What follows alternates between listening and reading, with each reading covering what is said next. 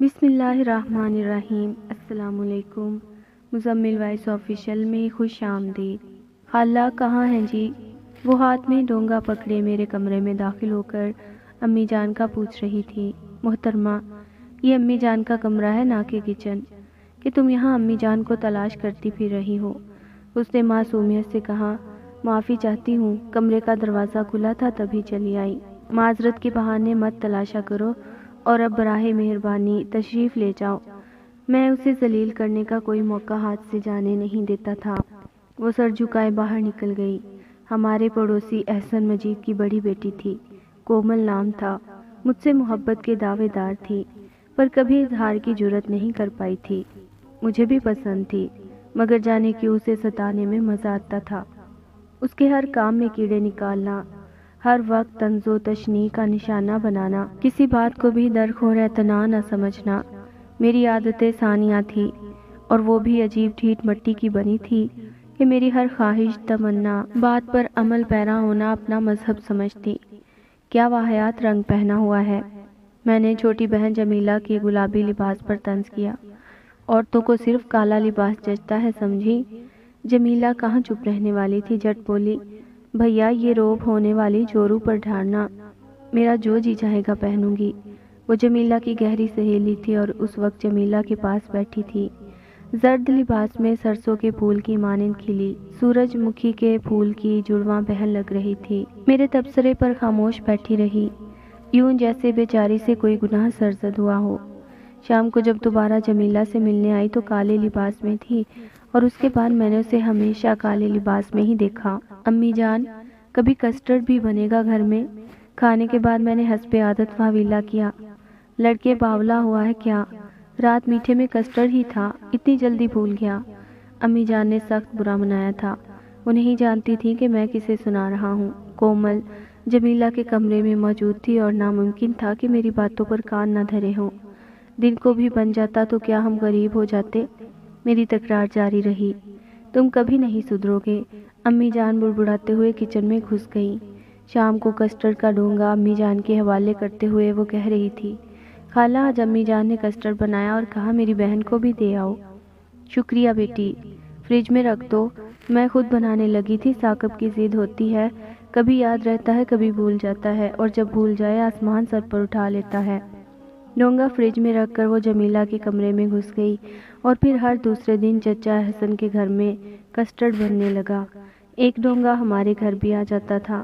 آپس کے تعلقات اتنے اچھے تھے کہ اسے امی جان یا ہمارے گھر کے کسی دوسرے فرد نے اہمیت نہیں دی تھی۔ زہر لگتی ہے مجھے عورتوں کے ہاتھ پر مہندی۔ جمیلہ کو اپنی بھانجی اقصیٰ کے ہاتھوں پر مہندی لگاتے دیکھ کر میں نے تبصرہ کیا۔ اقصیٰ نے معصومیت سے پوچھا، ابو جان تو کہتے ہیں عورتوں کے ہاتھوں پر مہندی اچھی لگتی ہے۔ مجھے اچھی نہیں لگتی گڑیا، کہہ کر میں اپنے کمرے کی طرف بڑھ گیا۔ وہ بھی جمیلہ سے مہندی لگوانے آئی تھی، کیونکہ جمیلہ کافی ماہر تھی۔ میں لباس بدل کر باہر نکلا تو وہ بغیر مہندی لگوائے واپس جا رہی تھی۔ جمیلہ نے حیرانی سے پوچھا، مہندی نہیں لگوانی؟ باجی کل لگوا لوں گی، ابھی ایک کام یاد آ گیا ہے۔ اور پھر وہ کل کبھی نہ آ سکا۔ وہ یوں ہی کیا کرتی تھی، ہمیشہ میرے منہ سے نکلے ہوئے الفاظ اس کے لیے حرف آخر ہوتے تھے۔ میں نے کبھی براہ راست اسے مخاطب نہیں کیا تھا، بس کسی کی بھی عادت لباس وغیرہ کو ٹوک دیتا اور وہ جھٹ عمل پیرا ہو جاتی۔ یہ سلسلہ چلتا رہا، وہ میری پسند کے سانچے میں ڈھلتی گئی۔ میں نے لپسٹک پر ناک منہ چڑھائی، گلاب کی پنکھڑیوں سے ہونٹ سرخی سے محروم ہو گئے، سرمے کو پسندیدہ کہا، شہد آنکھیں سرمے کی آماجگاہ بن گئیں، کانچ کی چوڑیوں کو اچھا کہا، ریشمی کلائیاں کانچ کی ہتھ کڑیوں سے سج گئیں۔ میں نے کہا، جمیلہ کبھی پراندہ بھی باندھ لیا کرو، اور کومل کے کالے بال پراندے کی گرفت میں آ گئے، لیکن اس نے کبھی اقرار محبت نہیں کیا تھا، کبھی یہ نہیں کہا تھا تم اچھے لگتے ہو، کبھی محبت بھرا خط نہیں لکھا تھا، اور میں منتظر تھا وہ اظہار کرے، کہے، ثاقب میں تم بھی نہیں رہ سکتی، مجھے اپنا لو، اپنے ابو کو ہمارے گھر بھیج دو نا، میرے اچھے ثاقب۔ مگر میرا یہ خواب کبھی شرمندہ تعبیر نہ ہوا۔ میں انا کے خول میں سمٹ گیا، بے اعتنائی برتنے لگا۔ وہ گھر آتی، میں باہر نکل جاتا، وہ سوال پوچھنے کے بہانے میرے قریب آتی اور میں وقت نہیں ہے کہہ کر اسے دھتکار دیتا۔ ابو جان ہر ماہ کے اختتام پر تمام کو باہر لے جاتے۔ ایک دن وہ بھی ہمارے ساتھ جانے کو تیار ہوئی، مگر میں طبیعت کی خرابی کا بہانہ کر کے گھر میں رک گیا۔ اسے احساس دلانا چاہتا تھا کہ وہ میرے لیے کتنی قابل نفرت ہے، اور یہی طریقہ تھا کہ وہ میرے قدموں میں جھک جاتی، محبت کی بھیک مانگتی، میری انا کو تسکین ملتی، اور پھر میں اسے اپنانے میں دیر نہ کرتا۔ آخر مجھے بھی وہ بہت عزیز تھی، مگر اپنی ساری چاہت، بے پایاں محبت کے باوجود وہ میری یہ شرط پوری کرنے میں ناکام رہی۔ اس کی ہر ادا، ہر حرکت، ہر اشارہ چیخ چیخ کر مجھے یقین دلاتا، ثاقب میں تمہاری ہوں۔ کیا میری آنکھوں میں لکھی تحریر نظر نہیں آتی؟ کیا میری حرکات و سکنات سے پتہ نہیں چلتا؟ ضروری تو نہیں کہ چاہت کے اظہار کو الفاظ کا سہارا لیا جائے۔ سمجھتے کیوں نہیں، شرم و حیا عورت کا دوسرا نام ہے۔ محبت ہونے کے باوجود عورت اظہار کی قدرت سے محروم ہوتی ہے۔ کیسے کہوں کہ تم سے محبت ہے؟ کیا میرا ہر عمل میرے احساسات کا ترجمان نہیں ہے؟ تم مرد ہو، اظہار کی جرأت سے لبریز، تمہیں کوئی شرم مانے نہیں ہے۔ پلیز مجھے ٹوٹنے سے بچا لو، صرف ایک بار پہل کر لو، میں اپنا پندار، اپنی انا اور خود کو تمہارے قدموں میں نچھاور کر دوں گی۔ کسی آزمائش سے نہیں گھبراؤں گی، ہر امتحان میں سرخرو ہو کر دکھاؤں گی۔ مگر میں پتھر بن گیا، میری انا کا خول روز بروز مضبوط ہوتا گیا، میں جھکنے کو تیار نہیں تھا۔ اگر وہ چاہت کی دعوے دار تھی تو اسے اظہار کرنا چاہیے، حالانکہ سوچا جائے تو اسے جھکنا نہیں کہتے۔ اگر وہ چاہت کی دعوے دار تھی تو یہ جرم تو مجھ سے بھی سرزد ہوا تھا۔ اور پھر ایک دن میری انا نے عجیب رنگ دکھایا۔ اس دن ابو جان نے شادی کے موضوع پر مجھ سے مشورہ کیا تھا۔ ثاقب بیٹے، احسن صاحب بہت اچھے، عمدہ اور زبردست شخصیت کے مالک ہیں، اور ان کی بیٹی کومل مجھے جمیلہ ہی کی طرح عزیز ہے۔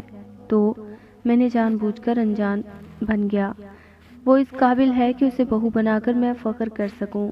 ابو جان نے واضح الفاظ میں عندیہ دیا۔ ابو جان، آپ جانتے ہیں میری تعلیم ادھوری ہے، جب تک اپنے پاؤں پر کھڑا نہیں ہو جاتا یہ مناسب نہ ہوگا۔ انہوں نے سمجھایا، صرف منگنی سے شاید تمہارے تعلیمی سفر پر کوئی فرق نہ پڑے۔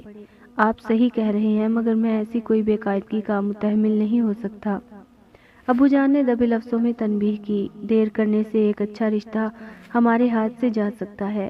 احسن بھائی ایک دو مرتبہ باتوں باتوں میں اشارہ کر چکے ہیں، بیٹی کے باپ ہیں، واضح طور پر تو نہیں کہہ سکتے نا؟ وہ واضح الفاظ میں کہیں گے اور خود چل کر آئیں گے۔ اپنی لاڈلی بیٹی کی آنکھوں میں آنسو یقیناً اسے گوارا نہیں ہوں گے۔ میں اپنی سوچ کو الفاظ کا جامہ نہ پہنا سکا اور بات بناتے ہوئے بولا، ہمیں رشتوں کی کمی تو نہیں ہے، جیسے تمہاری مرضی۔ بجھے دل سے کہہ کر ابو جان اٹھ گئے۔ وہ نہیں جانتے تھے کہ کومل کے شکست تسلیم کرنے سے پہلے رشتے کی بات کرنا میری خودداری کے لیے تعزیانہ تھا۔ میں ہار تسلیم نہیں کر سکتا تھا۔ وہ مجھ سے 4-5 سال چھوٹی تھی، گویا میرے ہاتھوں میں پلی بڑھی تھی، اور خود سے چھوٹی لڑکی سے دب جانا مجھے کیسے گوارا ہو سکتا تھا۔ ابو جان کے بعد امی جان نے بھی اس موضوع پر بات کی، مگر میں انہیں بھی ٹال گیا۔ جب امی جان میری رائے لے رہی تھیں تب جمیلہ بھی وہاں موجود تھی، اور میں جانتا تھا کہ وہ ساری بات کومل کو بتائے گی۔ اس وجہ سے میں نے کچھ زیادہ ہی سخت الفاظ میں امی جان کو منگنی سے منع کیا تھا۔ اگلے دن میرے انکار کا اثر اس کے چہرے پر سبز تھا، آنکھوں میں ہزاروں گلے شکوے کروٹیں لے رہے تھے، چہرہ حسرت و یاس کی تصویر بنا تھا۔ مجھے یقین ہو گیا کہ وہ ٹوٹ چکی ہے، اور اب جلد ہی اپنی شکست کا باضابطہ اعلان کرنے میرے پاس آنا ہے۔ اور میرا اندازہ درست نکلا۔ وہ اتوار کا دن تھا، امتحان سے فارغ ہو کر میں کچھ پرسکون سا تھا۔ دن چڑھے تک سوتا رہا، ناشتہ بھی نیند کی نظر ہو گیا تھا۔ اٹھ کر میں نے غسل کیا اور گرما گرم چائے سے لطف اندوز ہونے لگا، جو جمیلہ وہاں پٹک گئی تھی۔ اسے اتوار کے دن میرا دیر تک سونا گراں گزرتا تھا، مگر چھوٹا ہونے کے ناطے کچھ کہہ نہیں سکتی تھی۔ دروازہ کھٹکھٹا کر کومل نے اندر آنے کی اجازت مانگی۔ اب وہ پوچھ کر کمرے میں داخل ہوتی تھی۔ آ جائیں، میں بے نیازی سے بولا۔ السلام علیکم۔ اندر آ کر اس نے سلام کیا اور خاموشی سے کھڑے ہو کر ہاتھ مروڑنے لگی۔ وعلیکم السلام۔ سلام کا جواب دے کر میں تھرمس سے چائے کی دوسری پیالی بھرنے لگا۔ چند لمحوں تک وہ کچھ نہ بولی تو میں نے اس کی آنکھوں میں جھانکا۔ جی فرمائیں۔ حالانکہ اس کی آنکھیں چیخ چیخ کر اپنی شکست کا اعلان کر رہی تھی، وہ ہار چکی تھی۔ اس کے اعصاب میرے پے در پے حملوں کی تاب نہیں لا سکے تھے۔ اس کی ریزہ ریزہ انا مجھے اپنے قدموں میں بکھری نظر آئی۔ جی خالہ گھر میں نہیں تھیں اور میں نے جمیلہ باجی کو ساتھ لے جانا ہے، سوچا آپ سے اجازت لے لوں۔ میں جانتا تھا وہ جھوٹ بول رہی ہے، امی جان گھر پر تھیں، وہ اظہار محبت کو آئی تھی مگر جرأت نہیں کر پائی تھی۔ میں نے اس کا جھوٹ اجاگر کرنا ضروری نہ سمجھا اور بولا، پہلے وہ کب تمہارے گھر اجازت مانگ کر جاتی ہے؟ شاید شام تک نہ آ سکے۔ اس کے لہجے میں دکھ کی جھلک تھی۔ ٹھیک ہے، بتا دوں گا امی جان کو۔ میں نے بے پرواہی سے کندھے اچکائے۔ اور کچھ؟ اصل میں ہمارے گھر آج کچھ مہمان آ رہے ہیں نا۔ وہ جانے پر آمادہ نظر نہ آئی۔ میں جانتا تھا وہ آج اپنی انا اور خودداری ہار کر ہی کمرے سے نکلے گی۔ میں بیزاری سے بولا، پہلے کبھی نہیں آئے آپ کے ہاں مہمان؟ وہ جھجکتے ہوئے بولی، اس مقصد کے لیے تو نہیں آئے۔ کیسا مقصد؟ میں نے استہزائی انداز میں پوچھا۔ میرے چچا ہیں، ان کا بڑا بیٹا ڈاکٹر ہے، اس کا رشتہ مانگنے آ رہے ہیں۔ اس نے میری معلومات میں اضافہ کیا۔ جی میں آیا زوردار قہقہا لگاؤں۔ وہ اپنے چچا کے کندھے پر بندوق رکھ کر فائر کرنا چاہ رہی تھی، جانتی نہیں تھی کہ میں اس کی ساری چال بازیوں سے واقف تھا۔ میرے اندر جھانکنا اس کے بس سے باہر تھا۔ اچھی بات ہے، ایک ڈاکٹر کا رشتہ قسمت والی لڑکیوں کو ملتا ہے۔ اس کا دل توڑنے میں نے کوئی کسر نہیں چھوڑی تھی۔ اچانک اس کے چہرے پر غصہ نمودار ہوا، لگا وہ میرا گریبان پکڑ کر چیخ چیخ کر پوچھے گی، ظالم! اور کیسے اظہار کروں؟ کتنا نیچے گرانا چاہتے ہو؟ اتنا کافی نہیں ہے کیا؟ مگر پھر گہرا سانس لے کر اس نے اندرونی حالت پر پردہ ڈالا۔ غصہ بتدریج غم میں ڈھلا اور آنکھوں کے کٹورے چھلکنے کو بے تاب ہو گئے۔ میں بے حس بن کر اس کی شہد انگین آنکھوں میں جھانکتا رہا۔ ایک کرب آمیز سسکی لے کر وہ مڑی اور تیز قدموں سے باہر نکل گئی۔ مجھے احساس ہوا کہ کچھ غلط ہو گیا ہے۔ میرے لب اسے روکنے کو ہلے تاکہ تفصیل پوچھوں، آیا وہ سچ کہہ رہی تھی یا جھوٹ؟ بس بہت ہو گیا تھا۔ وہ عورت ذات ہو کر اس حد تک آ سکتی تھی تو مجھے قدم بڑھا کر اسے تھام لینا چاہیے تھا، مگر افسوس میری آواز نے ساتھ نہ دیا۔ لب ہلے مگر بے آواز۔ میری انا اب تک زندہ تھی۔ میری مغرور سوچ نے کہا، یہ اظہار نہیں تنبیہ ہے، دھمکی ہے کہ اگر میں نے اظہار نہ کیا، اپنے والدین کو نہ بھیجا تو وہ کسی اور سے شادی کر لے گی۔ اگر مجھے اس کی ضرورت نہیں تو اسے بھی میری ضرورت نہیں۔ بھاڑ میں جاؤں میں، اس کے لیے ڈاکٹر کا رشتہ بھی آ سکتا ہے۔ تلخ سوچوں نے میرے ہونٹ سی دیے اور اس سے پہلے کہ میں مزید مغز کپائی کرتا، موبائل فون کی گھنٹی نے مجھے اپنی جانب متوجہ کر لیا۔ میرے دوست مظہر اقبال کی کال تھی۔ السلام علیکم۔ میں نے کال ریسیو کی۔ اوہ بھائی، یاد نہیں ہے آج حسن ابدال جانا ہے؟ وہ سخت غصے میں تھا۔ معذرت، مجھے ایک دم اپنے دوست قیوم کی شادی یاد آ گئی۔ وہ ہمارا ہم عمر اور کلاس فیلو تھا، 7ویں کلاس تک ہمارے گاؤں میں ہی پلا بڑھا تھا، مگر اس کے بعد وہ حسن ابدال منتقل ہو گئے تھے۔ لیکن یہ معمولی فاصلے ہماری دوستی میں رکاوٹ نہیں بنے تھے۔ ہمارا رابطہ پہلے دن کی طرح برقرار تھا۔ موبائل فون نے یوں بھی فاصلوں کو سمیٹ لیا ہے۔ معذرت کے بچے، جلدی آؤ، میں لاری اڈے پر تمہارا منتظر ہوں۔ میں نے جلدی بیگ میں 2-3 جوڑے کپڑے اور ایک دو ضرورت کی چیزیں رکھیں اور چلنے کو تیار ہو گیا۔ ہمیں وہاں 2-3 دن لگ جانے تھے۔ ابو جان سے پہلے ہی اجازت لے چکا تھا۔ امی جان کو مطلع کر کے میں گھر سے نکل آیا۔ مظہر بے چینی سے میرا منتظر تھا۔ حسن ابدال ویگن اڈے پر قیوم ہمیں لینے پہنچا ہوا تھا۔ اگلا پورا ہفتہ شادی کے ہنگاموں کی نظر ہو گیا۔ شادی کی تقریب میں سب سے منفرد منظر مجھے دلہن کی رخصتی کا لگا۔ والدین کے گھر سے رخصت ہوتے وقت ماں باپ اور بہن بھائیوں کے گلے لگ کر رونا، خوشی اور دکھ کا عجیب امتزاج تھا۔ میرے ذہن میں کومل کا خیال در آیا، شاید وہ بھی میری دلہن بنتے وقت یوں ہی آنسو بہائے۔ یہ سوچ کر میرے لبوں پر مسکراہٹ آ گئی۔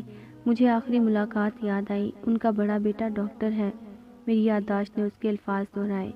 ڈاکٹرنی صاحبہ، ہاں یہی کتاب ٹھیک رہے گا۔ شادی کے بعد ناک میں دم نہ کر دیا ڈاکٹر کا نام لے کر تو میرا نام بھی ثاقب نہیں، اور پھر اسی دم میں نے فیصلہ کر لیا کہ جاتے ہی اسے اپنا آپ سونپ دوں گا، ساری شکایتوں کا مداوع کر دوں گا، شاپنگ کو بھی لے جاؤں۔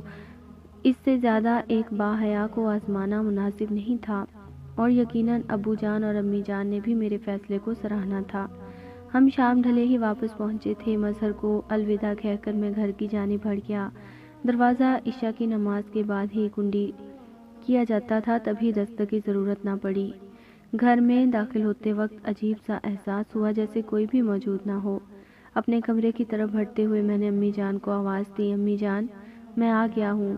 عجیب رشتہ ہے ماں کا بھی، اولاد جتنی بھی بڑی ہو جائے ماں کی شفقت کی محتاج رہتی ہے۔ مگر میرے پکارنے پر ابو جان کمرے سے نکلے۔ تمہاری ماں اور جمیلہ احسن صاحب کے گھر گئی ہوئی ہیں۔ کیوں؟ مجھے حیرانی ہوئی، مگر ابو جان میرے سوال سے پہلے اپنے کمرے میں غائب ہو چکے تھے۔ میں سر جھٹکتا ہوا اپنے کمرے میں داخل ہو گیا۔ عشاء کی اذان کے بعد امی جان اور جمیلہ بھی واپس آ گئیں۔ تب میں ٹی وی کے سامنے بیٹھا تھا۔ ان کی آمد پر میں طنز سے باز نہ رہ سکا۔ بڑے سیر سپاٹے ہو رہے ہیں۔ خود دوست کی شادی میں حسن ابدال ہفتہ گزار آئے ہو اور ہمیں پڑوس میں جا کر سہیلی کی شادی میں شمولیت پر طعنے دیے جا رہے ہیں۔ جمیلہ حسب عادت چپ نہ رہی، البتہ امی جان نے مسکرانے پر اکتفا کیا تھا۔ کون سی سہیلی؟ میں حیرانی سے مستفسر ہوا۔ جناب، میری ایک ہی سہیلی ہے، کومل۔ احسن مجید۔ کیا؟ لگا میرا سانس رک رہا ہے۔ دل اتنی شدت سے دھڑکا کہ سینے سے باہر نکلنے پر تیار ہو گیا۔ میرے چہرے پر وحشت نمودار ہوئی۔ امی جان کمرے میں جا چکی تھیں اور جمیلہ ٹی وی اسکرین کی جانب متوجہ تھی۔ تبھی میری حالت سے بے خبر تھی، البتہ میرے کیا پر اسے حیرانی ضرور ہوئی تھی۔ جس دن آپ شادی پر گئے اسی دن اس کے چچا زاد کا رشتہ آ گیا تھا۔ بڑی پس و پیش کے بعد احسن چچا نے ہاں کی، کیونکہ اس کا بھائی جھٹ منگنی پٹ بیاہ پر زور دے رہا تھا۔ اس کے بیٹے نے MBBS کی تکمیل کے بعد تخصص کو اسی ہفتے لندن روانہ ہونا ہے، اور وہاں کی ثقافت ایسی نہیں کہ کوئی شریف لڑکا پارسا رہ سکے۔ اس ڈر سے کہ واپسی پر بیٹا کوئی بدیسی دلہن ساتھ نہ لے آئے، باپ نے دیسی دلہن کا انتظام کر دیا ہے۔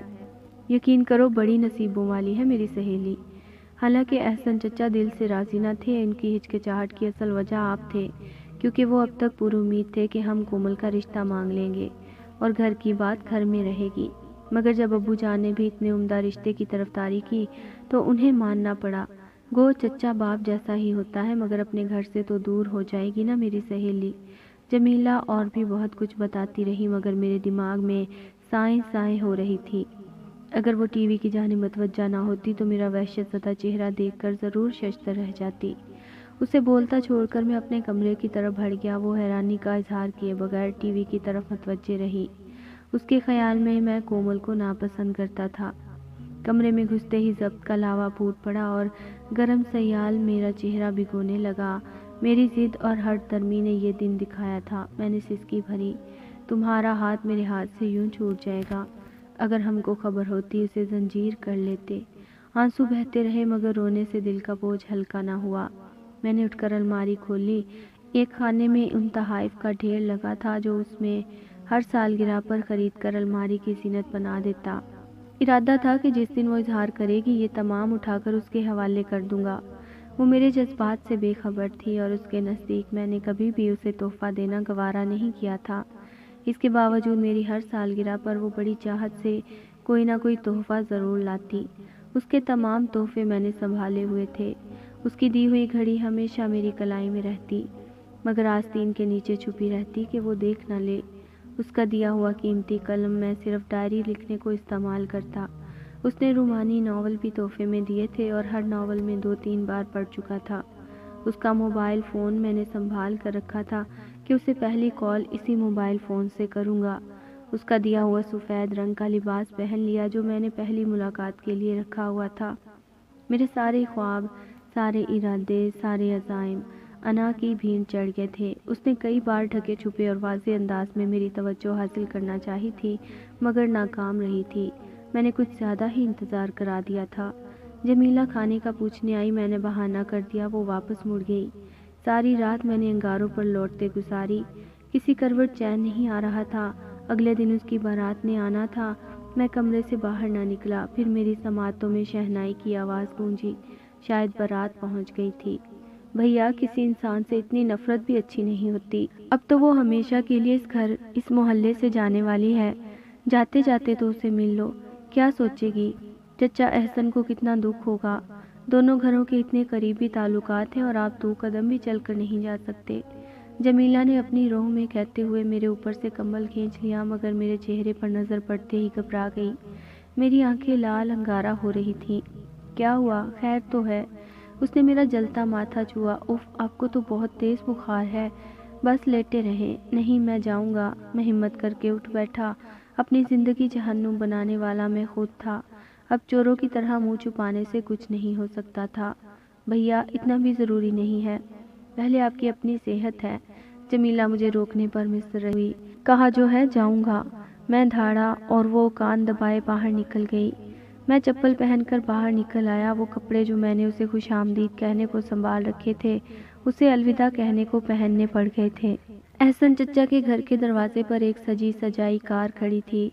میں اندر داخل ہو کر تھوڑا ہی آگے بڑھا تھا کہ اسی وقت اسے کمرے سے باہر لایا گیا۔ سرخ جوڑے میں وہ کوئی اپسرا دکھائی دے رہی تھی۔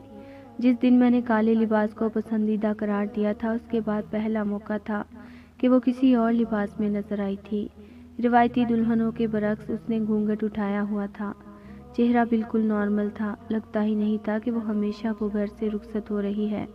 آنکھیں بالکل خشک تھیں۔ مجھ پر نظر پڑتے ہی اس کے ہونٹوں پر خفیف سا تبسم ابھرا۔ میں پھٹی پھٹی نگاہوں سے اسے گھورتا رہا۔ مجھے لگا گر پڑوں گا۔ اس کا ہر بڑھتا قدم گویا میرے بدن سے روح نکال کر لے جا رہا تھا، اور پھر مجھ سے صبر نہ ہو سکا۔ اشکوں کا سیلاب پلکوں کا پشتہ توڑ کر بہہ نکلا۔ اس کی نظریں مجھ پر گڑی تھی۔ وہ ٹھٹک کر رکی۔